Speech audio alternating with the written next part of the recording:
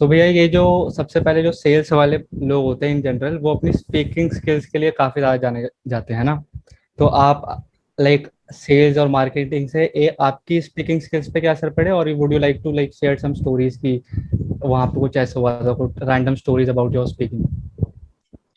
या सेल्स और मार्केटिंग ना, मतलब आपका पर्सनालिटी डेवलपमेंट में एक्चुअली में बहुत बड़ा रोल प्ले करता है। मतलब वो एक जो कॉन्फिडेंस लेवल होता है ना आपका, वो बहुत इनॉर्मसली ग्रो करता है सेल्स और मार्केटिंग के साथ।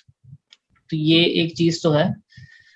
और अगर आप वैसे भी ओवरऑल देखो ना, सेल्स और मार्केटिंग के साथ ये होता है कि आप सिर्फ मतलब लाइफ में ना काफी सारी चीजों में ना उसको फिर पर्सपेक्टिव आपका चेंज करने में हेल्प करता है।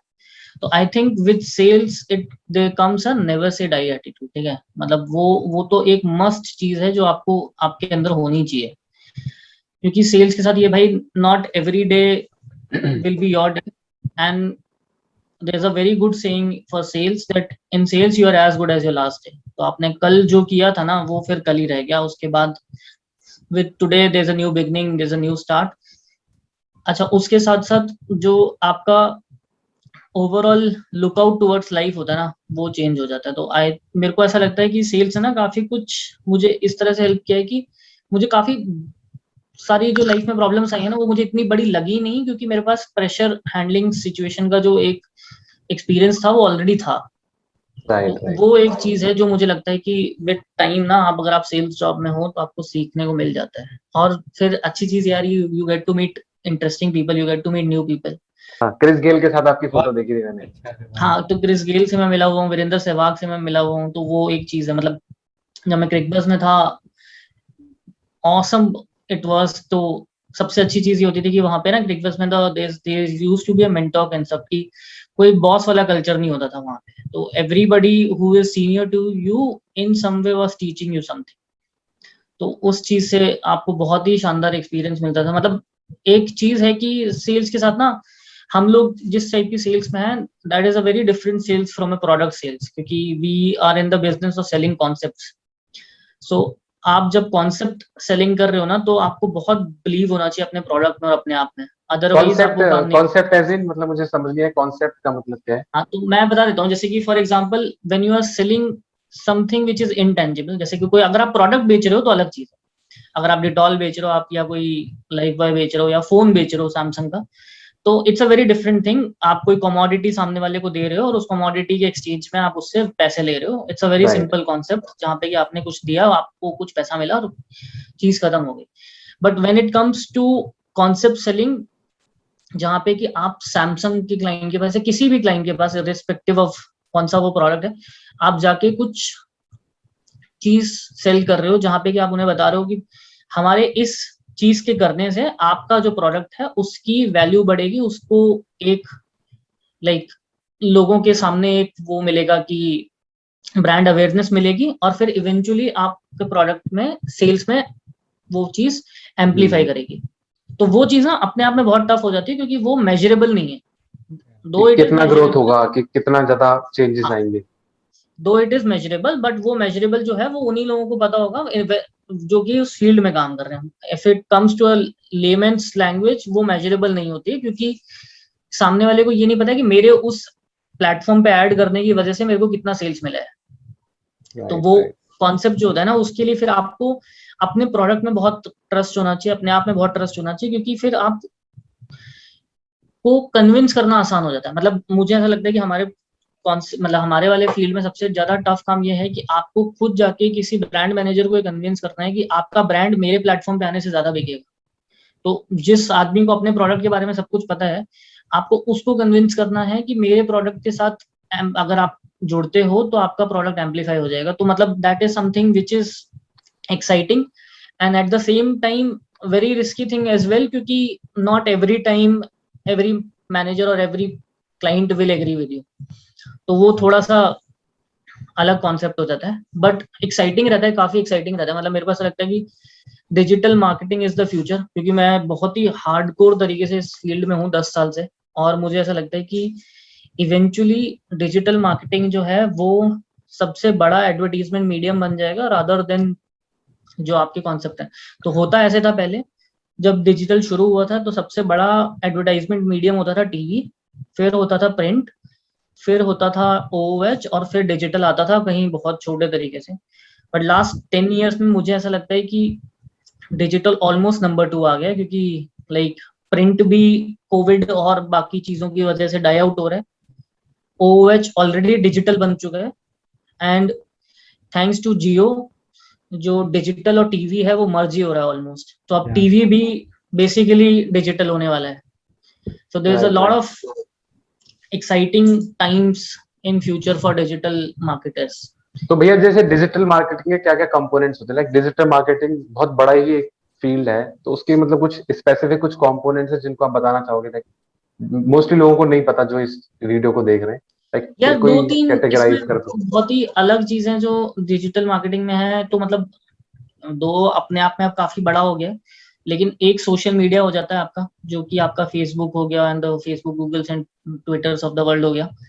फिर आपका आ जाता है कि आप किस तरह से अपने आप को डिमांड साइड प्लेटफॉर्म्स पे सेल आउट करते हो, जैसे कि आपके ये Amazon का हो गया, गूगल एड मैनेजर्स हो गया, तो उनके थ्रू। और फिर आपका जो ये बेसिकली खुद अपने प्लेटफॉर्म पे आप एड्स देते हो, तो जैसे कि आप टाइम्स ऑफ इंडिया ले लो, तो वहां पे अगर कोई आप एडवर्टीजमेंट करना चाहते हो, या आप एक क्रिकबज़ ले लो जहाँ पे कि आप क्रिकेट साइट पे अपना एडवर्टीजमेंट करना चाहते हो, क्योंकि इवेंचुअली तो आपको ऑडियंस बाय करना है। तो वो ऑडियंस बाय के लिए जहाँ पे आपको ऑडियंस मिलेगा, and you feel you have that target audience in place, तो आप अपना एडवर्टीजमेंट करोगे। बट मुझे ऐसा लगता है कि we are a very social media country now, thanks to Jio, तो हमारे नंबर्स और ऊपर हो गए हैं। तो अब मुझे ऐसा लग रहा है कि जो भी हमारा फ्यूचर है वो डिजिटल मार्केटिंग ही है। थोड़ा ऑफ टॉपिक है बट स्टिल कोविड के काफी इम्पैक्ट हुए जॉब को, right? Like people lost their job left, right and center. People who graduated from colleges, they really find it difficult कि भाई जॉब नहीं मिल रही है। तो इसका impact like marketing, sales and marketing पे कैसे पड़ा है? मेरे को लगता है कि इसका इम्पैक्ट इंजीनियर्स पे थोड़ा, या सॉफ्टवेयर इंजीनियर थोड़ा कम पड़ा है, क्योंकि वहाँ पे शायद वर्क कॉन्सेप्ट थोड़ा ज़्यादा डुएबल है। बट इसका कॉन्सेप्ट सेल्स एंड मार्केटिंग पे कैसे पड़ा है, जो भी यार लोग उनके? इसका बहुत बहुत तगड़ा कॉन्सेप्ट, वो क्या कहते हैं, इम्पैक्ट हुआ है लोगों की लाइफ के ऊपर, स्पेशली सेल्स और मार्केटिंग वालों के ऊपर, क्योंकि उसके दो बहुत ही सिंपल रीजन है। सेल्स तो आपका वो वाला जॉब होता है जहाँ पे कि आपको इवेंचुअली मिलना है लोगों से, ठीक है? तो if you are not able to do that, आपके बिजनेस पे उसका इम्पैक्ट आएगा ही आएगा, और आपके प्रोडक्ट्स वैसे भी नहीं जाएंगे। क्योंकि अगर फॉर एग्जाम्पल मैं अगर टोयोटा में काम करता हूँ, ठीक है, या मैं किसी कार मैन्युफैक्चरिंग कंपनी, वो कार की कंपनी में हूँ जहाँ पे मैं सेल्स वाला, कोरोना में किसी की भी प्रायोरिटी कार नहीं है, ठीक है? वो अलग बात है कि आप 2 महीने बाद, 3 महीने बाद, 4 महीने बाद लोगे, लेकिन कार्स की जो सेल्स है उस पर डेफिनेटली बहुत बड़ा इम्पैक्ट पड़ा होगा। तो वहां पे आपको खुद ही दिख जाएगा कि कितने लोगों की जॉब्स गई होंगी। हैंडसेट्स हो गए, मतलब ये क्योंकि आप जो इस टाइम पे आप सामान लेते हो वो प्रायोरिटी सामान होता है आपका, जो आपका एफएमसीजी वाला सामान होगा वो वाला सामान लेते हो, जो भी आपका वांट वाला सामान होगा उसको आप नहीं लोगे। तो उस वजह से जॉब्स तो काफी सारी गई हैं। और सेकेंड पार्ट क्या इसका क्वेश्चन का ये था कि जो सॉफ्टवेयर इंजीनियर्स हैं, हाँ उनका थोड़ा सा मतलब जॉब इनफैक्ट उस चक्कर में नहीं गया होगा कोविड की वजह से, लेकिन मेरे को ऐसा लगता है कि उनके वर्क लाइफ बैलेंस पे काफी इम्पैक्ट पड़ा होगा कोविड का, क्योंकि there are no timings now. तो वो एक जो कोविड का इम्पैक्ट है वो काफी बड़ा है। But then if we are still having a job right now in today scenario, I think we should be thankful to our companies, क्योंकि ये बहुत बड़ी चीज है कंपनीज के लिए भी, उनके लिए भी फर्स्ट टाइम ही हो रहा है लाइफ में। तो and even they have ambitions, तो उस वजह से ऐसा मुझे लगता है कि कंपनीज भी अपनी तरफ से काफी कुछ ट्राई कर रही हैं कि सिचुएशन कितनी नॉर्मलाइज रख सकें। बिकॉज कोविड का काफी जगह पे इम्पैक्ट हुआ। मेरे भी काफी दोस्त हैं जिनकी काफी सॉलिड कंपनीज में प्लेसमेंट हुई, but the offer got revoked and then they tried got place in new companies. So like I hope third wave नहीं है तो वो बेटर है। सो लाइक एक चीज मैं I want to discuss it with you. Like sales people are known for their confidence, right? कि इनके अंदर जो कॉन्फिडेंस है वो बाकियों के अंदर नहीं है। तो like when you present a presentation और कभी पब्लिक के सामने बोलना होता है, तो like do you still feel nervous और you used to feel nervous, like what is the process now? यार ऐसा तो मुझे नहीं लगता कि नर्वसनेस किसी को नहीं होती होगी, and I think nervousness is something good, क्योंकि अगर वो नहीं है तो फिर आप बहुत ही कॉम्प्लेसेंट हो रहे हो, और वो भी आपको नहीं होना चाहिए। तो थोड़ा बहुत नर्वसनेस तो जरूरी है, and it helps you in a good way. तो अब वो डिपेंड भी करता है कि फिर किस तरह की चीजों पे आप कर रहे हो। तो जैसे कि मैं एक बहुत ही बेसिक सा एग्जांपल लेता हूँ, अगर मैं किसी ऐसी कंपनी के लिए इंटरव्यू दे रहा हूँ जहाँ पे कि आई फील लाइक कि मेरा नहीं भी होगा तो चल जाएगा, तो मैं उस कॉन्फिडेंस के साथ इंटरव्यू दूंगा जहाँ पे कि मेरा नहीं होता है तो ठीक है, तो वो आई बी जस्ट लाइक कि ठीक है हो जाएगा तो देखेंगे।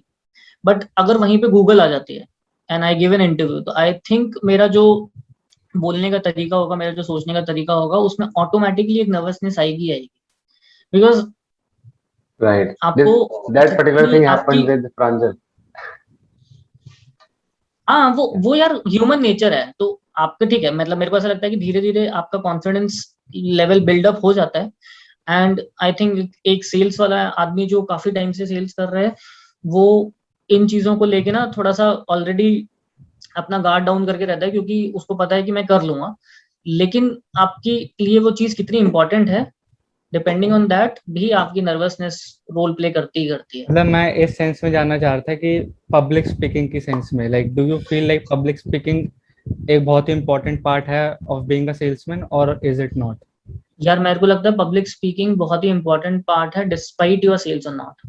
या and having said that, public speaking में आपको डेफिनेटली हेल्प मिलती है if you are a sales guy, क्योंकि दैट ऑटोमेटिकली आपके अंदर इनकलकेट हो जाता है विद टाइम कि आपको किस तरह से लोगों के साथ डील करना है।